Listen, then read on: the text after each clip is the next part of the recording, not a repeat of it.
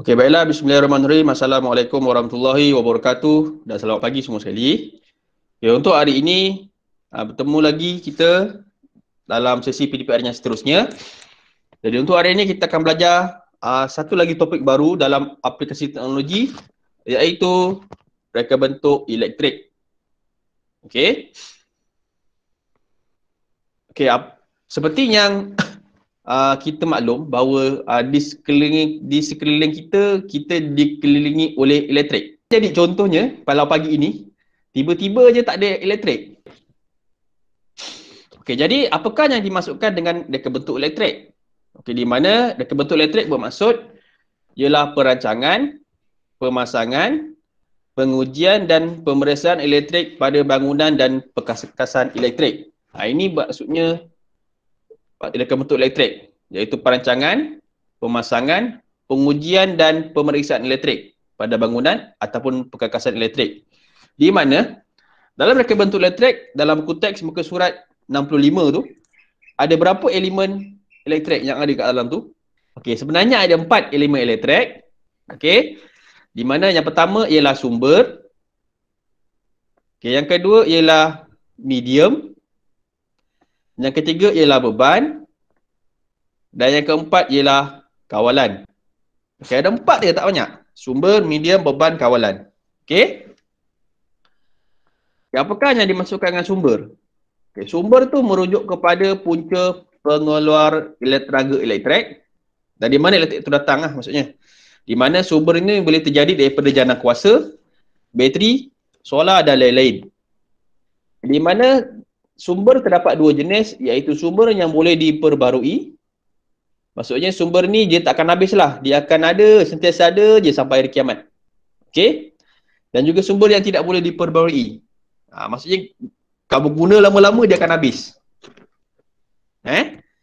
Okey. Contoh sumber yang boleh diperbarui. Apa dia? Yang pertama ialah contohnya tenaga angin. Tenaga angin, angin ni sentiasa ada lah. Ini boleh diperbarui. Okey. Okey, tenaga air. Okey, iaitu kincir air. Tenaga matahari, tenaga solar. Dan juga ombak. Ini ialah contoh sumber yang boleh diperbarui lah. Dia ada sampai bila-bila. Okey. Manakala sumber yang tidak boleh diperbarui ialah sumber itu kalau kita guna dia akan habis dan tidak dapat dicipta semula. Contohnya petroleum. Okey. Lagi sumber arang batu, gas dan juga nuklear. Saya nak tanya kamu sedikit pengetahuan asas. Dekat Malaysia ni, kamu rasa lah dia menghasilkan elektrik dengan menggunakan sumber apa? Okey, betul, sumber air, di mana kita ada stesen jana kuasa hidroelektrik. Okey, betul, menggunakan air. Lagi? Solar, betul. Okey, bagus. Lagi? Di Malaysia, selain daripada menggunakan air, kita juga menghasilkan elektrik daripada teknologi arang batu. Okey, arang batu. Dan juga petroleum, kata saya. Okey, nuklear ni tak adalah. Kita tak gunakan nuklear untuk menghasilkan elektrik. Contoh negara yang menggunakan nuklear ialah Jepun, selalunya. Okey, negara-negara maju lah. Okey, seterusnya ialah medium. Apakah yang dimasukkan medium? Medium ialah antara sumber elektrik dan beban. Okay, maksudnya medium tu ialah bermaksud kabel atau wayar ataupun tanpa wayar. Sebagai contoh. Dalam kamu tengok gambar ni kan. Okey, ini ialah medium wayar ke tanpa wayar? Berwayar. Ada wayar. Okey, so inilah medium wayar lah. Okey. Kalau ni? Gelombang radio, infrared, bluetooth? Tak berwayar. Dia tanpa wayar. Itu masuk Berwayar. medium. Maksudnya setiap peralatan elektrik dia mesti ada medium. Sama ada berwayar ataupun tanpa wayar. Seterusnya ialah beban. Beban merujuk kepada alat elektrik. Sebagai contoh. Ini. Gambar apa ni? Ialah beban. Kipas tu ialah beban. Ingat, beban tu merujuk kepada alat elektrik. Kipas tu ialah beban lah. Okey. Seterusnya ialah kawalan. di mana kawalan ialah bahagian yang mengawal arus elektrik dengan selamat seperti memutus dan menyambungkan litar. Okey, maksudnya kalau pada kipas ni, kalau kamu lihat kat bawah ni, dia ada apa ni? Ada butang dia kan? Jadi butang untuk hidupkan kipas, kemudian butang untuk kita tekan nak berapa speed, 1, 2, 3. Itu ialah kawalan. Okey? Okey, jadi boleh faham elemen elektrik? Okey, kita teruskan. Ni contoh pada oven. Ni ialah kawalan lah. Kamu nak berapa suhu? Berapa kepanasan dia, kemudian dan juga dia punya timer dia berapa. Itu kawalan dia. Okay, seterusnya. Okay, kawalan insaniah. Kawalan insaniah tu maksudnya sama ada secara manual dan kita gerakkan sendirilah dengan menggunakan tenaga manusia. Okay, contohnya switch. Ini kita gerakkan sendiri. Itu masuk kawalan insaniah. Ataupun kawalan secara automatik. Sebagai contoh, inilah ketel elektrik ni. Kalau air tu dah masak, apa akan berlaku? Ketel ni mati sendiri lah. Automatik kan? Okay, begitu juga dengan periuk nasi. Kalau nasi tu dah masak, dia akan mati sendirilah. Dia tak akan terus masak. Dia akan mati sendiri. Itu maksudnya kawalan automatik. Okey. Okey, tadi saya dah beritahu iaitu elemen elektrik. Sumber bermaksud ialah sumber elektrik itu datang daripada mana. Okay, medium ialah sama ada perantara dia, sama ada wayar atau tanpa wayar. Beban merujuk kepada alatan elektrik tersebut. Manakala kawalan merujuk kepada kawalan ataupun switch yang ada pada alatan elektrik tersebut. Okey? Okey, seterusnya kita lihat. Tadi kita cerita pasal sumber kan? Okey, daripada mana elektrik ni datang? Okay, di mana elektrik ni dia terbagi kepada dua arus. Yang pertama diberi nama sebagai arus ulang-alik dan yang kedua diberi nama sebagai arus terus. Okey, apa itu arus ulang-alik? Okay, arus ulang-alik ni seperti yang ada, nak senang, seperti yang ada dekat rumah kamu tu. Kamu tengok soket dekat rumah kamu tu, okey, itu ialah arus ulang-alik. Maksudnya elektrik tu datang daripada jana kuasa. Datang daripada jana kuasa, kemudian terus ke pencawang dan kemudian terus ke tiang elektrik rumah kamu dan daripada tiang elektrik terus sambung ke rumah kamu. Itu ialah arus ulang-alik. Di mana arus ulang-alik ni voltan dia tinggi. Kalau kamu kena ni, confirm meninggal lah. Risiko untuk meninggal dunia tu tinggi. Itu ialah arus ulang-alik. Okey? Di mana arus ulang-alik tu dia boleh dia maksudnya dia boleh ulang-alik lah. Dia boleh ulang-alik kiri atau ke kanan, suka hati dia. Itu arus ulang-alik. Okey? Manakala jenis arus yang kedua ialah arus terus. Di mana arus terus ni dia hanya ada satu keketuban sahaja. Arus mengalir secara sederhana. Maksudnya arus terus ni maksudnya kita gunakan sumber daripada bateri ataupun tenaga solar ataupun dinamo. Dan voltanya voltanya tinggi ke rendah? Voltan rendah. Di mana kalau bateri ni kalau kamu kena dia punya arus ni kamu tak rasa pun. Voltan dia rendah. Kalau arus terus, arus ulang-alik, kau jangan main-main. Okey, bahaya. Okey, baiklah. Ini contoh perbezaan antara arus terus dan juga arus ulang-alik. Okey, dari segi arus dia arus tinggi lah. Kemudian arus terus, dia punya arus dia rendah, voltan dia rendah. Okey, arus ulang-alik keselamatan dia bahaya. Okey, arus terus dia kurang bahaya. Okey, arus ulang-alik dia berterusan, dia tak akan habis selagi jana kuasa tak meletup. Dia sentiasa ada lah. Okay, manakala arus terus, bila kamu guna bateri, jangka masa dia pendek. Okay, arus ulang-alik, harga dia mahal. Okay. Arus terus, harga dia murah. Okay. Contoh-contoh produk, biasalah. Kipas kan. Itu ialah dia punya arus ulang-alik. Manakala untuk arus terus, kipas yang pakai bateri lah. Okey, terusnya ialah menunjuk cara reka bentuk peralatan litar di mana dalam setiap peralatan elektrik mesti ada kriteria seperti selamat, kemas, cekap, kos rendah dan juga berkualiti.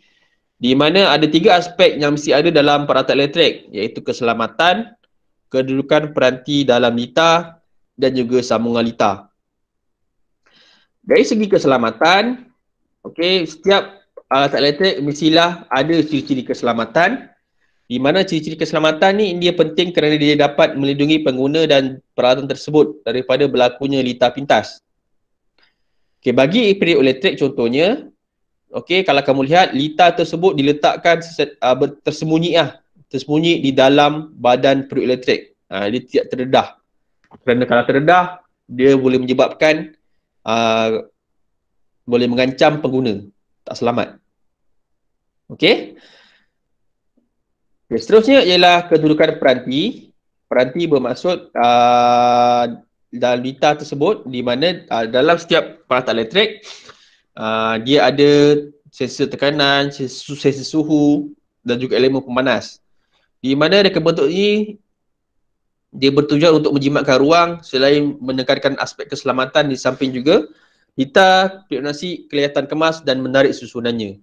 Jadi kalau kamu lihat periuk nasi ni, litar tu semua tak nampak.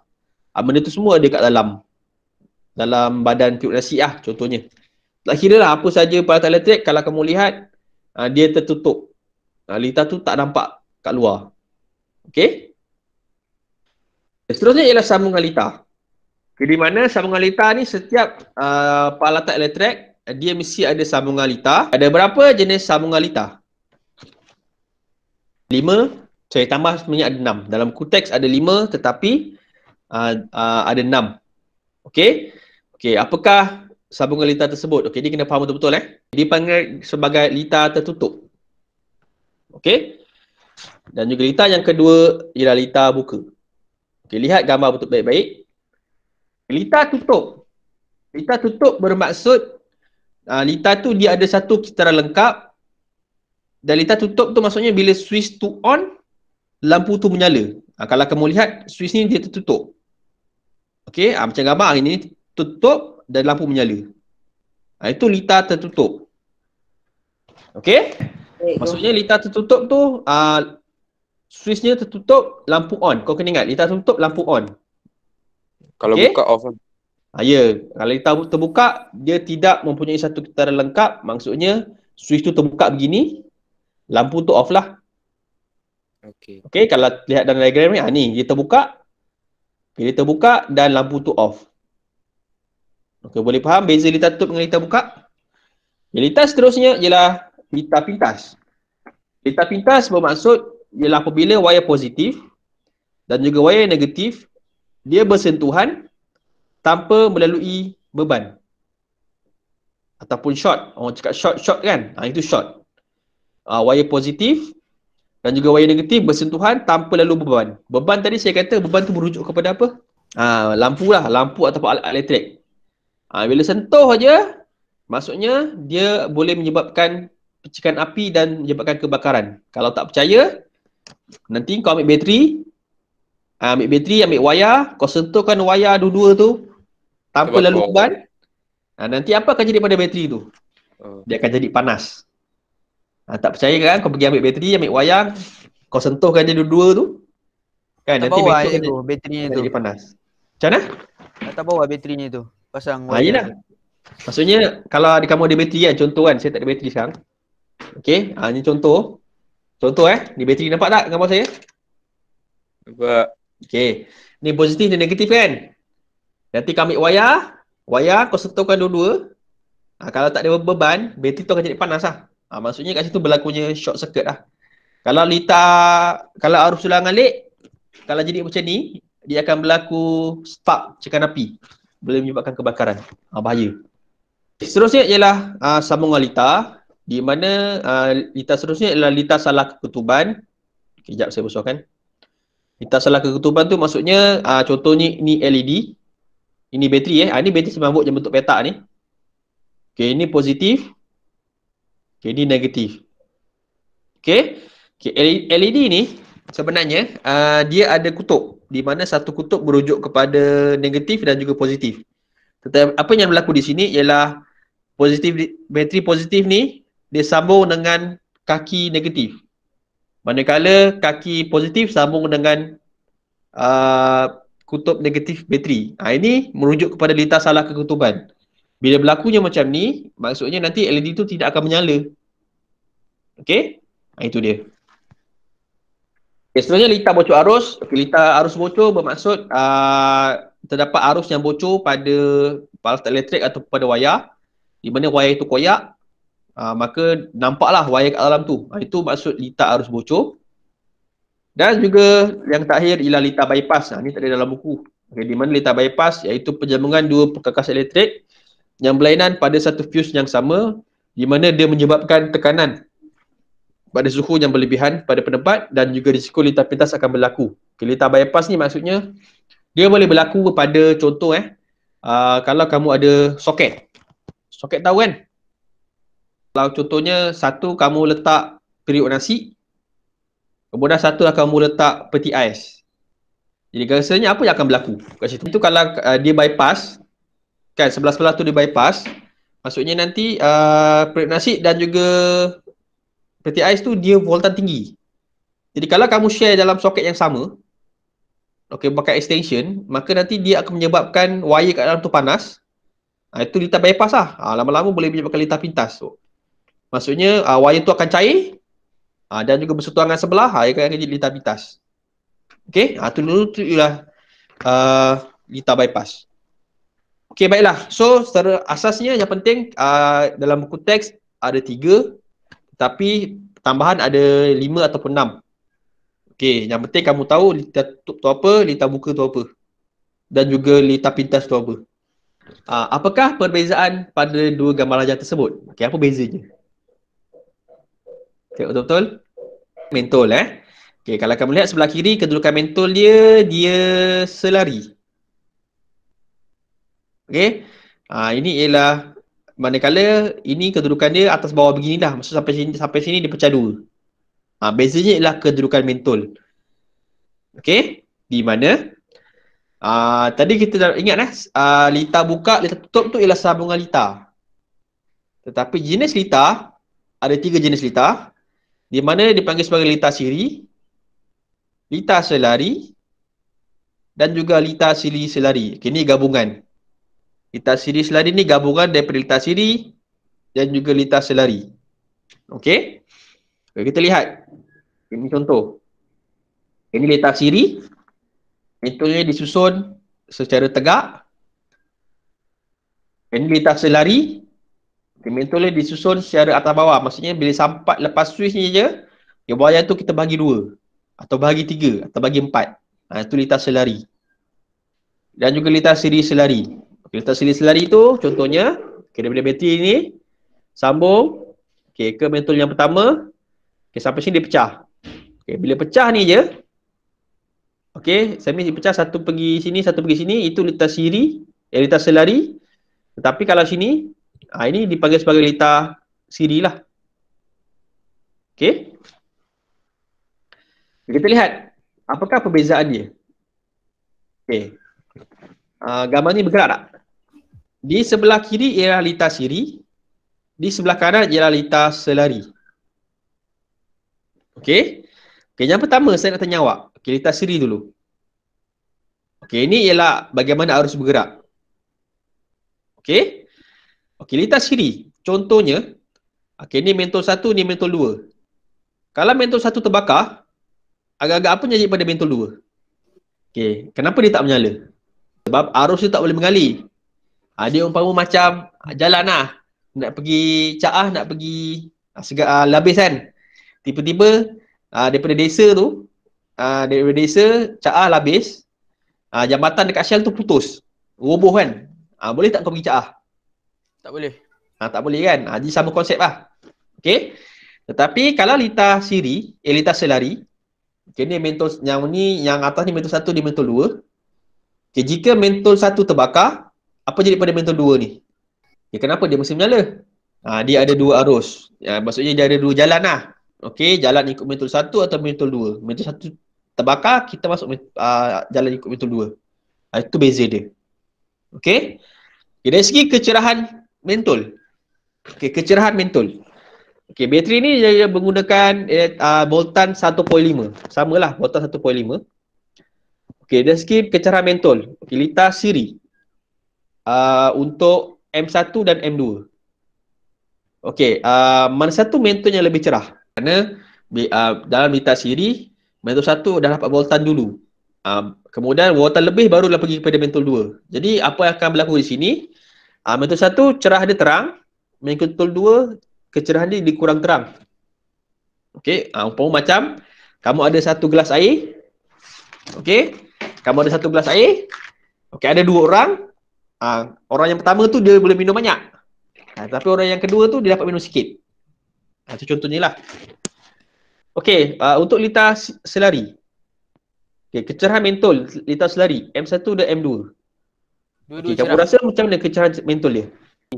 Ya, betul. Okey, kalau kamu lihat dekat sini, bila sampai dekat sempang ni, maka arusnya akan bagi kepada dua. Satu pergi kepada M1, satu pergi kepada M2. Jadi, apa yang berlaku di sini ialah mentol dia sama-sama cerah sebab sama-sama dapat voltan yang seimbang. Itu dia. Okey? So, boleh faham tak? Jadi, itu ialah sedikit penerangan tentang litar siri dan juga litar selari. Okey? Jadi, itu saja saya beri penerangan pada hari ini.